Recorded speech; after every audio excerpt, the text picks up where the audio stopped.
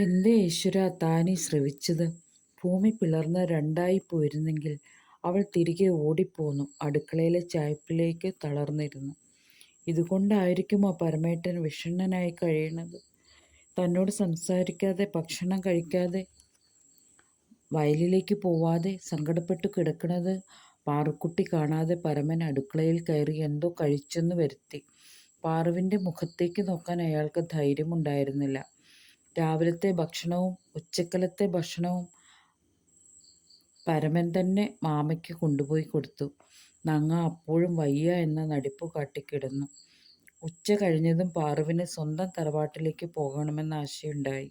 പാറുവിൻ്റെ ആവശ്യം നങ്ങേമ്മയ്ക്ക് അനാവശ്യമായി മാറി. ഇവളെ വീട്ടിലേക്ക് അയച്ചാൽ തൻ്റെ സൂത്രങ്ങളെല്ലാം തെറ്റും. പരമേശ്വരാ, ഇത്രയിടം വരെ വരിക. അവർ മകനെ നീട്ടി വിളിച്ചു. ഇന്നലെ അമ്മ പറഞ്ഞതെല്ലാം എൻ്റെ കുട്ടിക്ക് മനസ്സിലായോ?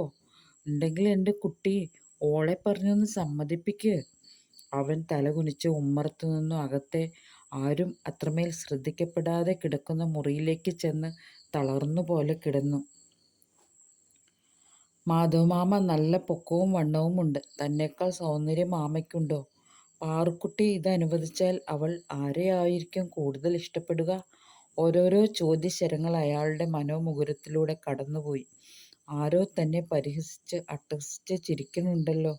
മുകൾത്തട്ടിലൂടെ ഒന്ന് രണ്ട് പ്രാവുകൾ കുറുകി കുറുകി നടക്കുന്നു.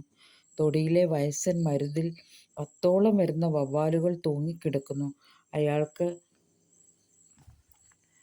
അയാൾക്ക് ഭയം തോന്നി. ഇരുട്ടിനോളം തന്നെ ഒളിപ്പിക്കാൻ ആർക്കും കഴിയില്ല.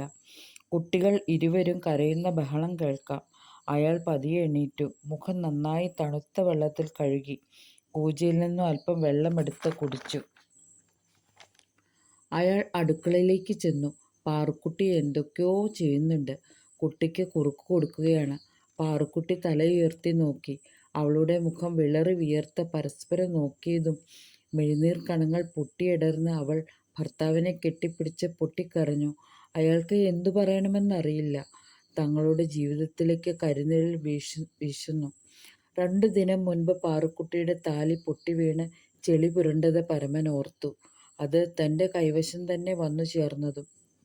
സന്ധ്യസമയത്തെ ദീപത്തിനു മുൻപിൽ നിന്ന് പ്രാർത്ഥിച്ച് താൻ അവൾക്ക് വീണ്ടും കെട്ടിക്കൊടുത്തതും മനസ്സിലേക്ക് ഒളിഞ്ഞും തെളിഞ്ഞും വന്നു. അല്പം വൈഷമ്യത്തോടെയാണ് ആ സാഹചര്യത്തെക്കുറിച്ച് വീണ്ടും വീണ്ടും ഓർത്തത്. എന്തിനായിരിക്കാം ഈശ്വര ഇത്രമേൽ പ്രതിസന്ധികൾ തങ്ങൾക്കു നേരിടേണ്ടി വരുന്നത്? അത്താഴത്തിൻ്റെ സമയം അടുത്തു. പാറുക്കുട്ടി മാമയ്ക്കുള്ള ഭക്ഷണം ഭർത്താവിനെ ഏൽപ്പിച്ചു. പരമേശ്വരൻ ഭക്ഷണം കൊണ്ട് ആഗതനായിരിക്കുന്നു എന്നറിഞ്ഞ മാധവൻ മെല്ലെ തൻ്റെ ആട്ടുകട്ടിലിൽ മേൽ എണീറ്റിരുന്നു. അനന്തിരവൻ്റെ അപ്പോഴത്തെ മുഖഭാവം മാധവന് മനസ്സിലായില്ല.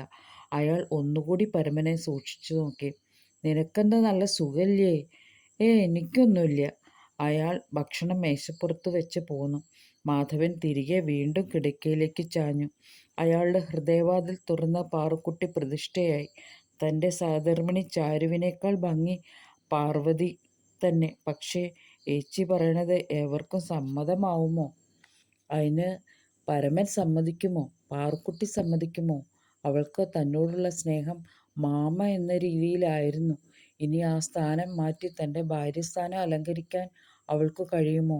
അയാൾ തൻ്റെ മനസ്സിൻ്റെ ഉള്ളിലേക്ക് പാറുക്കുട്ടിയുടെ മുഖം പ്രതിഷ്ഠിച്ചു.